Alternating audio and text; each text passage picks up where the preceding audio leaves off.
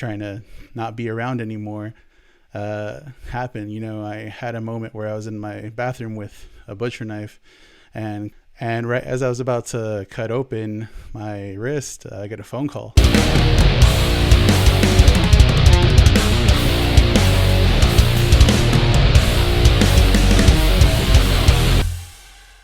Welcome to an extra special episode of the Heavy Metal Therapist podcast.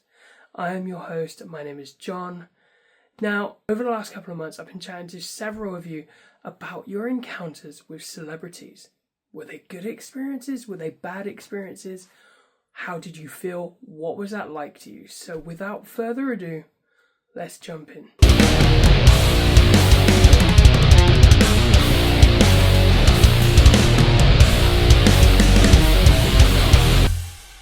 Yeah, so my name's Amy, and I would say I have been fully alternative since, God, I must have been about 8 years old when it first crept in with family influences, with like the classics like Sabbath and Maiden and all that kind of jazz. And I kind of just branched out, developed it myself. My dad was a mechanic, and he had an iPod in one of the cars that he had purchased, and he brought it home for me, and it was absolutely jam-packed of all kinds of alternative music. We had things like The Used and My Chemical Romance on there, but then we had Alice Cooper on there too, so it was like a very good mix of everything, and that iPod changed my life. So I think I was 9 when I got that iPod, so yeah, That's wild.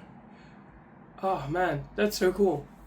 So do you want to tell us about your experience and who you met? Yeah, so when I was 16, almost 17, I went to my first ever gig, and it was Avenged Sevenfold and Stone Sour on the co-headline tour.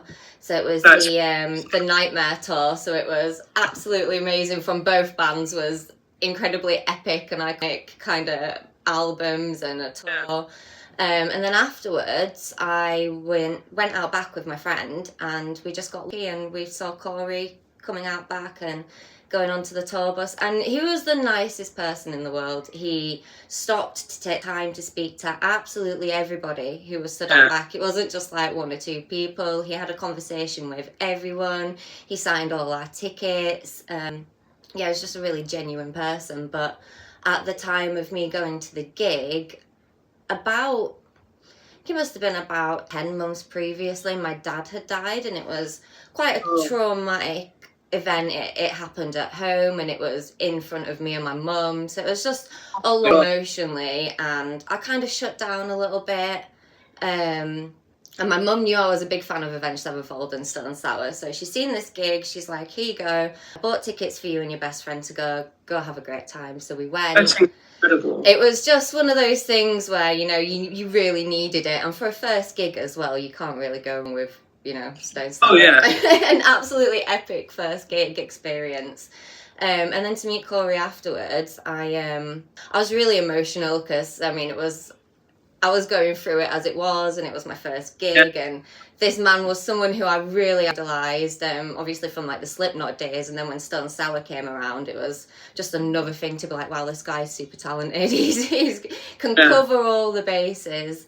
And I said to him, sorry, I'm a bit upset. My dad died recently, and this is the first gig I've been to in my life, and it was just quite a lot for me to take in. And he put his hand on my shoulder, he looked me dead in my eyes, and he said, never stop believing that Dad is always with you. He didn't try to, stop me from crying. He didn't try to fix it or make it better. He just reassured me that everything was okay. Everything was going to be okay. I'd be okay. I'd get through this, and that, if you love a person, then they're always going to be with you no matter what. That love is what keeps that person alive. And he just stood there for a good few minutes for me, just having a good chat about life and about how, you should never give up. And honestly, that conversation completely changed my outlook and my view on things. And since that moment, I've always kind of known that almost everybody in the metal community is the most understanding, empathetic, kindest people that you can come across. They just understand everything and care about everyone within the community, and that's such a beautiful thing to be a part of. Yeah, I think with the heavy metal community, I think one thing that keeps everyone like bound together is the experiences growing up. Like for me, I was bullied relentlessly, and when I found heavy metal, it was like there are people that are angry as I was, and I think everyone that's into metal or, you know, punk or anyone that's slightly alternative has had some form of trauma on some level. Yeah, definitely. And it's become an outlet, and I think because of that, I think that's where everyone has this huge empathetic understanding and a united front. We're always in the negative experiences to create something beautiful as a community, and I think that's a wonderful thing to be a part of and to just experience. And any gig that you go to, any festival that you go to, even on a night out when you meet fellow metalheads and stuff, you're instantly best friends and you can relate to each other, and that's an amazing thing. I don't think that happens too often in the world that we live in. So to, you know, see someone else wearing a Slipknot t-shirt and know that you can start up a conversation, they're going to be cool with you, that's an amazing thing to have. And I think as well you get that kind of when you're walking through the street and you see someone that's alternative, and you have that mutual like kind of like nod and like say hello. Smile, nine times out of 10 everyone's like, oh, I love your beard, like so I think it is one huge community that I feel sorry for anyone that's kind of not part of it, to be honest. Yeah, I totally get that. It's to take a bunch of people with a lot of negative experiences in life, like you said, whether it's through personal trauma or whether it's through bullying. I feel like the majority of us who grew up alternative were bullied for it and didn't fit in anywhere. We had, you know, a small group of friends within school, and it was uncomfortable, it was awkward, and to belong to a family essentially that has taken all that negativity and turned it into something positive is and I think a lot of people as well from the outside, they might look at people like you and me and think, oh gosh, they're a bit, you know, with the hair and the tattoos and the piercings, but the second you speak to them, they're the nicest people, they're the least judgmental people in the world, and just happy to get along with anyone and everyone for the sake of, you know, having a good time and making friends and just getting along and living life. Yeah, no, I agree. I love that. Have you met anyone else, or was it just Corey? I met a couple of other people, but Corey was the person who had the most significant impact on my life. All the other people that I've met have just been just random chat meetings that have just ended up in a bit of a party kind of night, or just a wild story. I was quite big in the Leeds, I'd say more like small independent rock band scene way back in the day. Leeds was a big hub of alternative culture. We had the Corn Exchange, which was full of alternative shops. We had Soho's, where you could buy every type of Doc Martin that you wanted. We had the Cockpit, which was an iconic music venue and nightclub, and I met a lot of small bands in there that are sadly no longer bands, like a band called Call's Landing, which were a Leeds-based band, another band called Blitz Kids, they were amazing. They toured with We the Kings a couple of times, and we ended up going on a crazy night out around Leeds, and I was showing them all the alternative bars, and just pure fun, just living in the moment and just having fun. So Amy, thank you so much for joining me. I really appreciate it. No worries. Thank you for having me. It's been fun.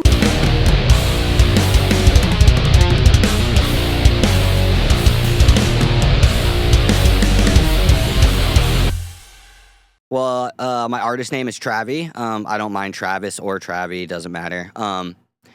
I am from Vancouver, Washington, technically. My band's out of Portland, Oregon, and we're right next to it. It's, you know, anytime you say Vancouver, everybody's like, oh, Canada? It's like, no, Portland, Oregon.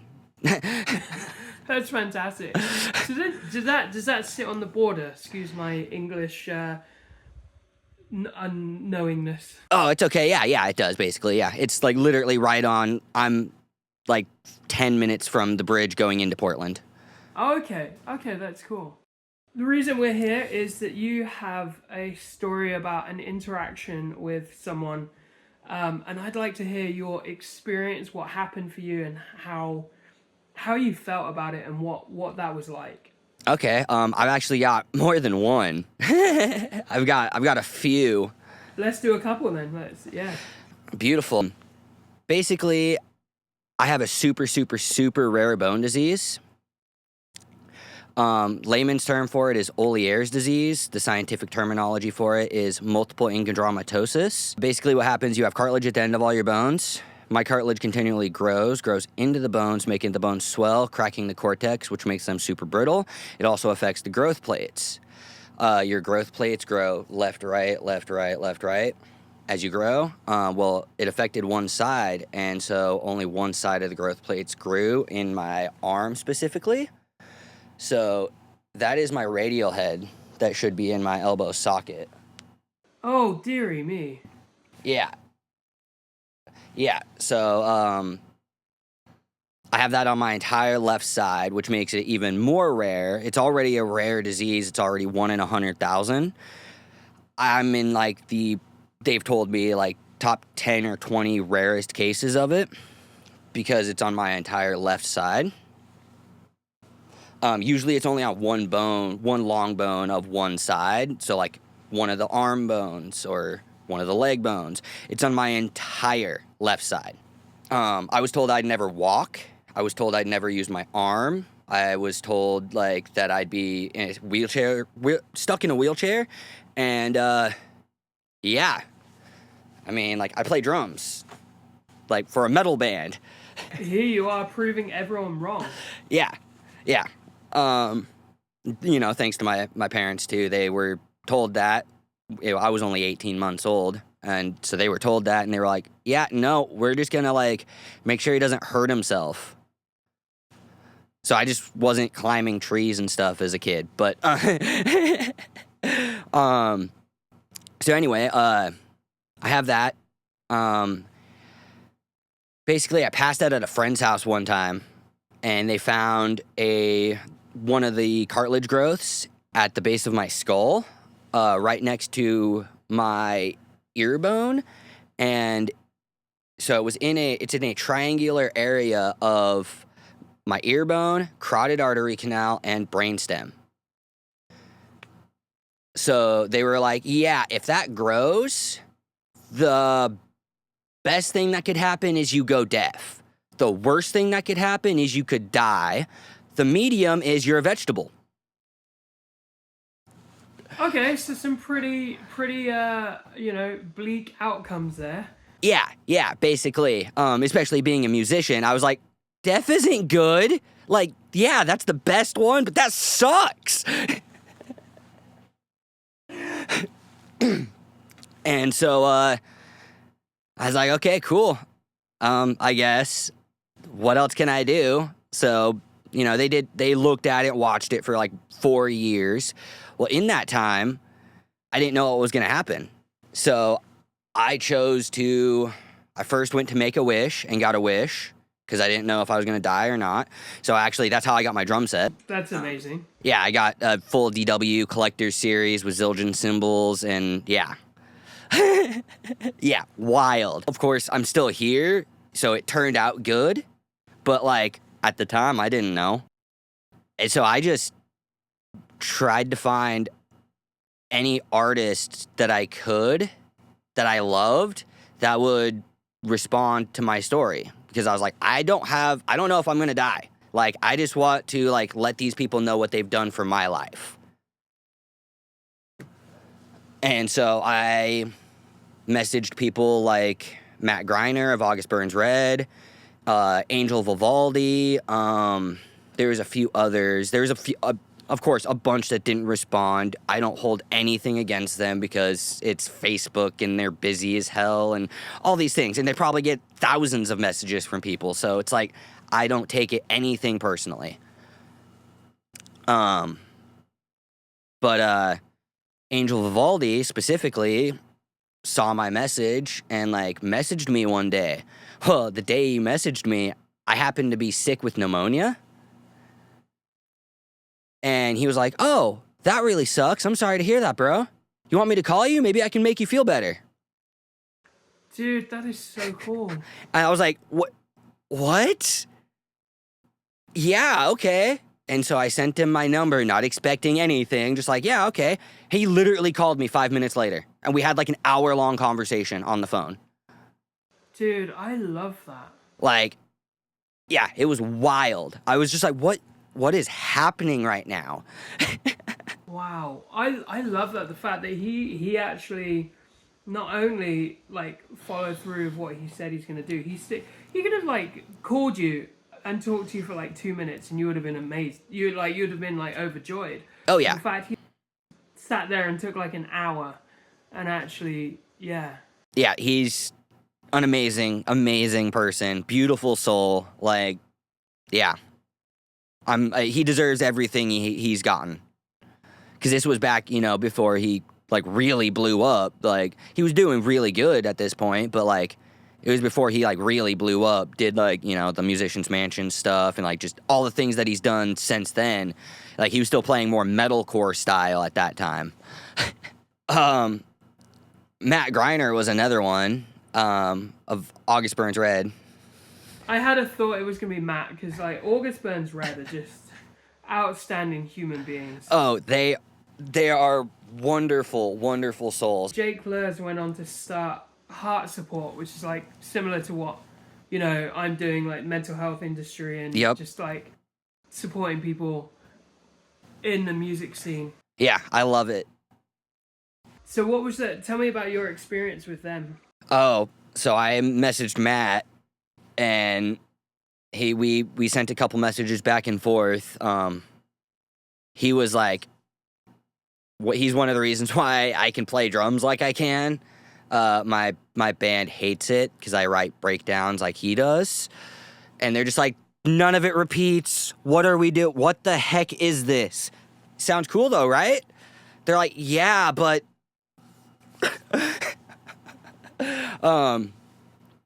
So I like recorded a cover of Whitewashed and sent it to him, and he thought it was awesome and stuff, and then he was like, well, I want to send you something. Send me your address. I was like, what? He's like, yeah, I just want to send you something. I was like, okay, so I sent him my address, and again, didn't think anything of it, just did it because he said to, and we had a decent conversation. And about 2 weeks later, this shows up in the mail. It's the day sheet from their Mexico City stop for Leveler. That is so cool. Handwritten note on the back, just like, hope life's good, or like, hope everything. It was a proverb. I forget what it was. Yeah, that was amazing. And then like, the last 8 or so times they've been to Portland, I buy their VIP. I went to and I took that. And they were like, where did you get this? I was like, I got it from you guys. They're like, what? Yeah, I was like, flip it over. And they like flipped it over and saw that Matt wrote on it. And they were like, what? You kept this all these years? You guys have done way more for me than like what I can even express with your music. I know that it wasn't just for me, but like your music has helped me more than I could even explain. So it's the least I could do. And I think it just shows that like just how this community is, and I think that was like where my video popped off of like Caleb from Beartooth. Yep. Just watching this community and realizing that there's so many more people who have experienced similar things. I'm very glad that the metal community is one of those communities that like has that connection and has that like care and like love for humanity and people and like whatnot. And it is clear that some people in this music industry still remember where they came from and who put them there. Oh yeah. But I just want to say, Travis, thank you so much for joining me and sharing your story. And I'd like to say I personally am really grateful that that you're still with us, that you're still playing music and doing everything that you're doing, and it's such an amazing story to hear that you know it's what the Make-A-Wish Foundation did for you. Thank you. I really appreciate you, man. Thank you so much for joining me and taking the time out of your day. Yeah, no, thank you. Before we get back into it, I've got something for those of you that live and breathe this music. Therapy But Louder is my clothing brand made for people like us.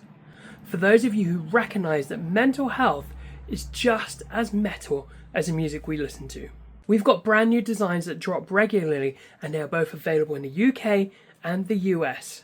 Shirts are high quality, ethically made, bold, and something that you can not only wear at a gig, but wear just down the pub. And when you order, you are not just buying a shirt, you are supporting the brand, which in turn supports this podcast. Keeping these conversations going and helping to spread the word that mental health is metal. So while you're listening to this right now, hit the link in the show notes or go to theheavymetaltherapist.com and grab your shirt today. Don't just listen to the movement, wear it. Alright, let's get back into this.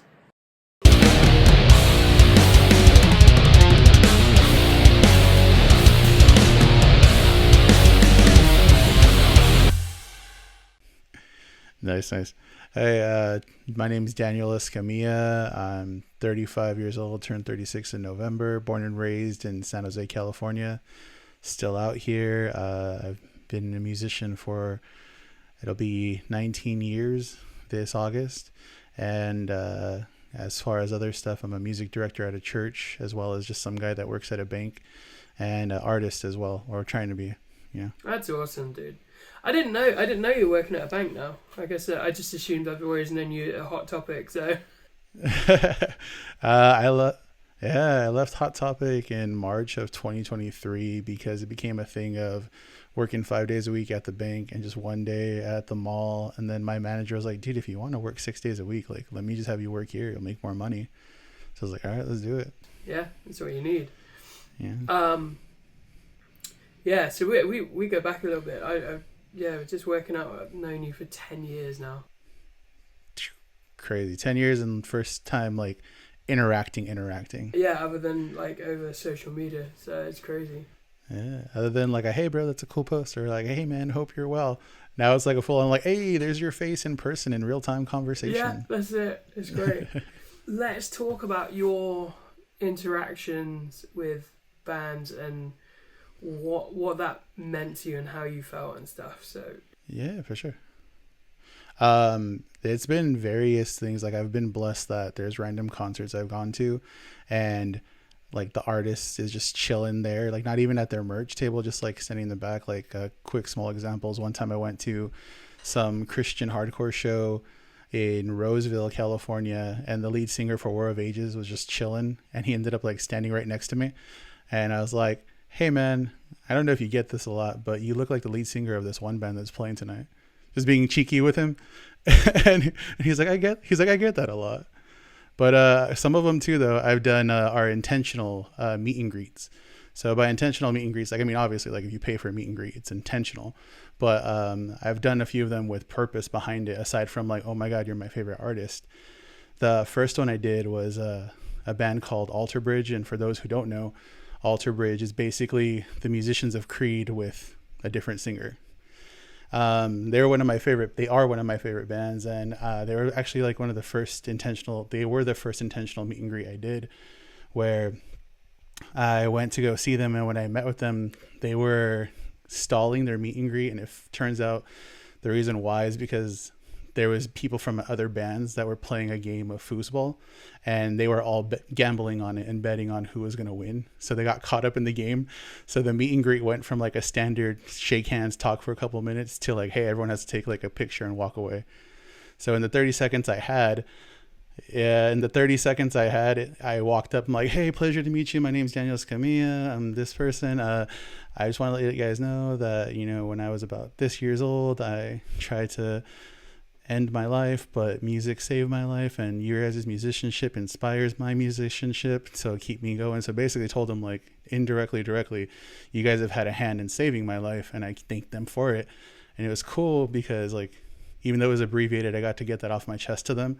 And Miles Kennedy, the singer, as I was telling them that, he was right next to me. So as I'm telling them, I'm like, hey, pleasure telling you all this heartfelt stuff.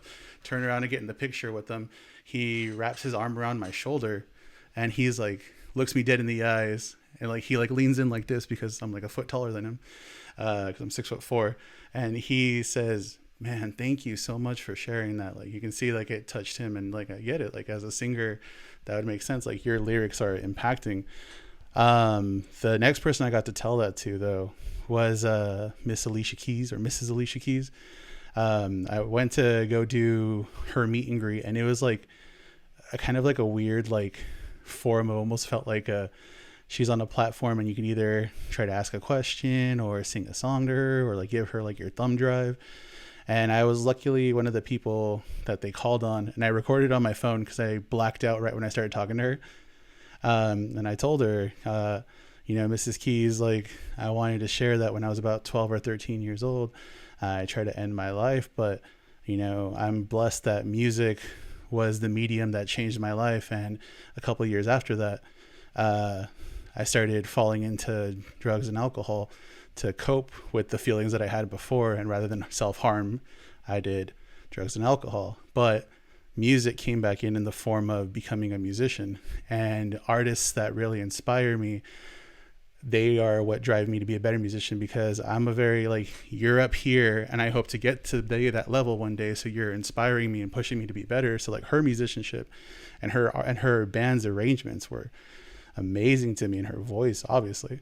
So I got to tell her to her face, like, indirectly, thank you for saving my life. And I know that's a heavy thing to share, but again, her musicianship touched me.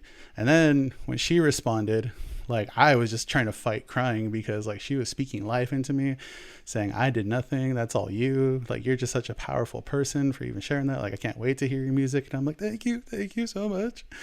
But the one that touched me the most was this band Pillar, Christian hard rock band, great band. So the first time I ever saw them was when this whole situation of, me trying to not be around anymore happened. I had a moment where I was in my bathroom with a butcher knife and calling out to God. I'm born and raised in church, but you hit a point where you question like the reality of what you're being taught. And I cry out to him, like, yo, if you're real, like, you got to show me and prove to me that you're real. Send me a sign, send me anywhere, because I'm not seeing it. I'm not feeling it. And right as I was about to cut open my wrist, I get a phone call, and it's my cousin inviting me to a concert. And I was like, that's how you're going to save me, a concert? And it turns out to be a Pillar concert, and they're playing their song Further From Myself. And that song will always minister to me, because it's a song that just says everything fades away and doesn't have the impact. It doesn't harm you. It doesn't hurt you, because you're further from it when you're with God, when you're next to him. And I felt him embrace me and speak life into me, showing that he's real, showing that he cares, showing that he loved me. And I met the bass player from the band right after that. Like, that night, like, he took a photo with me and my cousin, but I was still trying to wrap my head around what happened. And then a couple of years later, they were playing a big Christian festival they had out here called Spirit West Coast. And they were headlining one of the stages. So I got to see them perform, and I got to meet them. Like, I got a autographed 8x10 by them, but I couldn't say anything to them about it because I was so nervous. Like, I still don't know how to phrase this. And that had been a thing that has always hung up on me. Like, the band that I credit being the literal instruments that God used to save my life. I was like, how do I tell these people this? And then they stopped being a band for so many years, and they got together last year. And I was like, if I can make it to one of their shows, I got to do it. So last year I was on a leave of absence from work because of an injury, and they were doing some show in Versailles, Ohio, some little town like half an hour outside of Dayton. I was like, if I can get there, I already bought a ticket. Like, I got my VIP meet and greet. If I can get there, I have to tell them. So I took a train from San Jose to San Francisco, which is like maybe 40 minutes. And then I took a flight from San Francisco to Dallas to Dayton. And then I took a half-hour lift from Dayton to Versailles without knowing how I'm getting back to Dayton where I was staying. And I hung out outside the venue for like 3 hours. And then I got to go in, got to do the meet and greet. And when I met them, just like as I'm sounding choked up right now, I somehow splurted out like, hey, like when I was this years old, try to do this. And because of that, you guys were the ones that were used to save my life. And I'm just so grateful to finally be able to tell you to your face like 20 plus years later. And here I am telling you how much of a blessing you've been to me throughout my life. And I get to have life because of the ministry that you guys provided, and how I let God use you guys to touch me, and just wanted to let you know the blessing you've been. And before I could even like completely like catch a breath, they attacked me because they were standing in a line in front of me. I was talking, and then they all just like lunged at me and like group hugged me. And I was just like, dude, moment like there, like that was like the most beautiful moment I've had with an artist. I've had some other cool ones, like got to sing with POD at their meet and greet. Yeah, that was a really cool, really fun happenstance. And other fun stuff of just meeting like, you know, the lead singer of War of Ages. And when I've gone to NAMM, I've run into so many other artists. I met like one of the DJs from Digital Underground. I met DJ Jazzy Jeff. I met and chatted with a guitarist from Testament, just randomly run into him and other people. And they've all been cool interactions. They've all been awesome conversations. Even once I met Mark, the guitarist for Suicide Silence, and he and I had a deep conversation where he was just pouring out about the struggles of being on the road, and like, you know, how he actually said to me, I'm grateful I don't have any kids because I wouldn't want this life for them where I'm not able to be in it because of the job I have. And you have beautiful, heavy conversations like that where people just pour out, but to be able to reciprocate that to someone, be like, hey, like as an artist, you did something that I can never like fully comprehend how it worked that way or why it happened that way, but I'm so grateful that it happened. So it was really cool to be able to share that with them. Insane.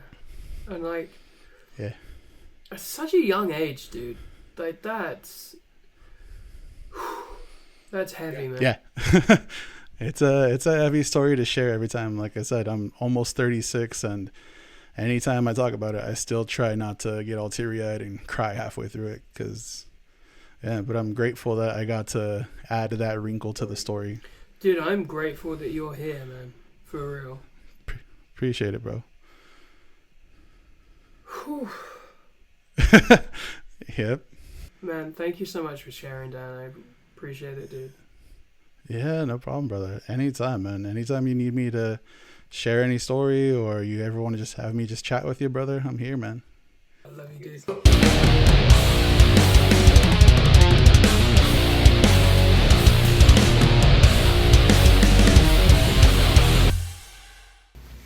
My name's John. I like to go to concerts, and I've been taking my 6-year-old with me.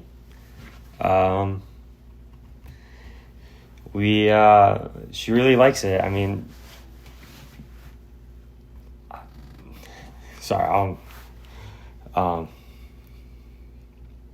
it's been an experience, like, I don't know,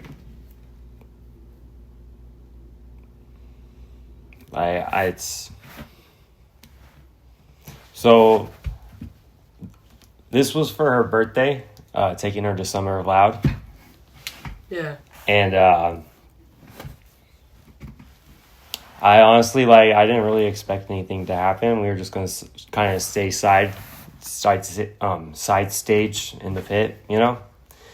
And this guy just was like, hey, let's bring her in the pit and we'll get like a circle going around her. That's fantastic. Yeah. Brought out there, and then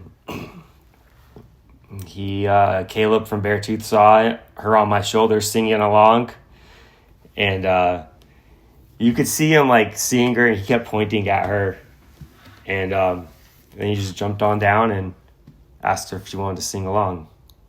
That is incredible. And then, like, after the chorus, he asked her what her name was, but I don't think she could hear him with her earmuffs on. So being her dad, I'm like, her name's Alex. It's her birthday. She's 6 years old. And, like, he, like, had the whole crowd say happy birthday to her. And it was just... incredible. It was a sold-out show, too. So I don't even know how many people were there, like... But, like, it was really... For me, it was a bit overwhelming because I was just, like, feeling everything, you know? Like, it's my daughter's birthday. Everyone's saying happy birthday to her. What to outsiders who are not part of the heavy metal community seems like quite... would probably frown upon, like, the fact... Not only the fact you're taking a 6-year-old to a show, which is fantastic, by the way, just, you know... but the fact that you're like everyone else is like, oh, let's get her in the mosh pit. There's just like that. Yeah, I think that's just so incredible that there's that level of trust with the community. Yeah, and like everyone was engaging with her too. I had her on my shoulders, and like she was high-fiving everybody. They loved it, and like. They all loved seeing her out there having fun. Like, off camera, you were saying it was like a bonding experience for you and Alex, just the two of you going to shows and stuff. Yeah, it's been like a week and a half later after that show, I signed my divorce papers and I got full custody of my daughter. So it was like, just felt it, you know, felt every part of that.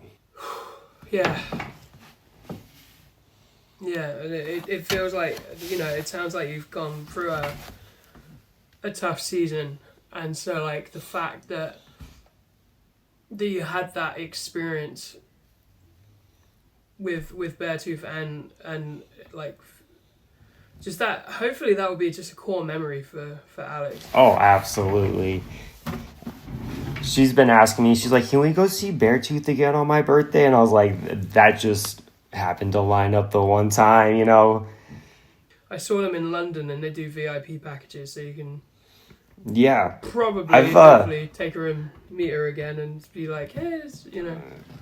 Oh, absolutely. I've actually been listening to the band since, like, their first album came out. I saw them at the 2015 Warped Tour. Oh, wow. Yeah.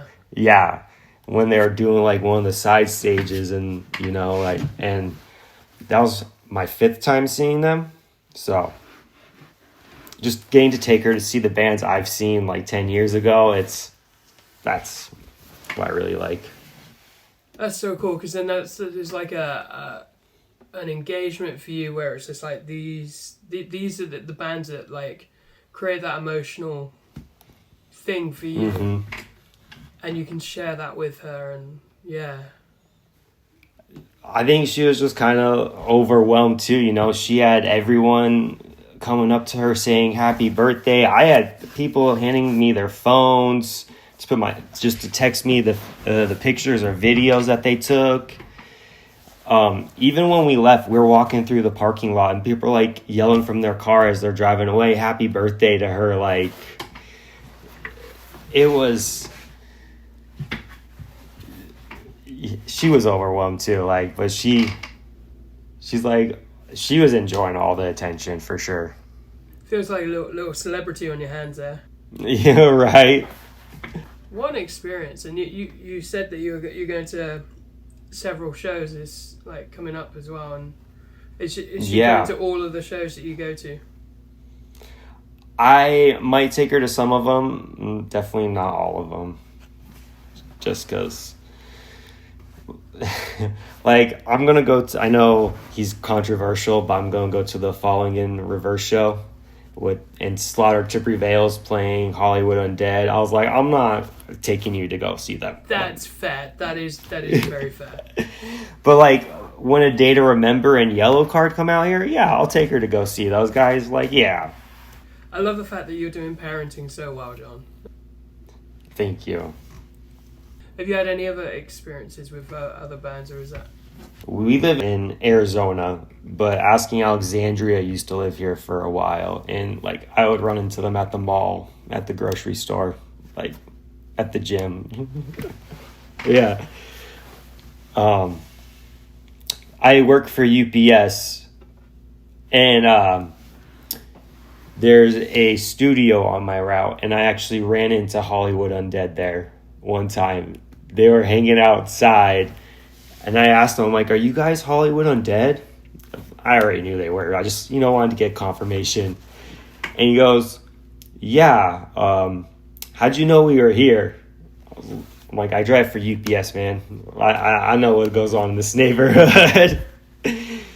So that was pretty cool, like, seeing them, like, out in public, not, like, at a concert or something, like... Did they seem like nice guys? The one guy was on the phone, so I'll give him a pass there. But I talked to Johnny Three Tears for, like, 5 minutes, and he was, like, super cool.